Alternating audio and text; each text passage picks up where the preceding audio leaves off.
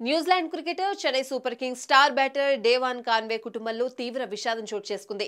త్వరలోనే పండంటి బిడ్డను ఎత్తుకుంటామని ఆనందంగా ఎదురుచూస్తున్న కాన్వే కిమ్ దంపతులకు శోకమే మిగిలింది. ఈ ప్రపంచంలోకి రాకుండానే తల్లి గర్భంలోనే పాపై కన్నుమూసింది. ఈ విషయాన్ని కాన్వే భార్య కిమ్ సోషల్ మీడియా వేదికగా వెల్లడించింది.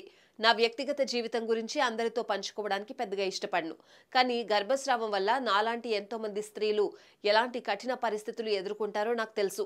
అయినా ఈ విషయాన్ని చెప్పడానికి నేనేమీ బాధపడ్డం లేదు, సిగ్గుపడ్డమూ లేదు. ఎందుకంటే నాలాగే ఏ మహిళకైనా ఇలాంటి విపత్కర పరిస్థితి ఎదురైతే ఆమె హృదయం ముక్కలైతే తట్టుకునే శక్తి ఉండాలి కదా.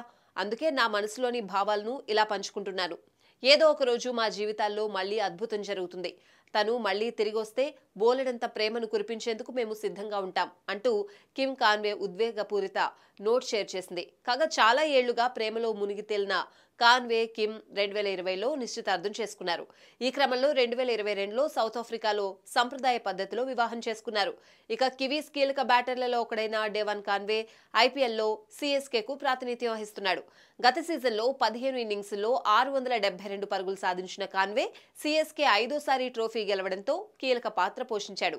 అత్యధిక వీరుల జాబితాలో 3వ స్థానంలో నిలిచాడు.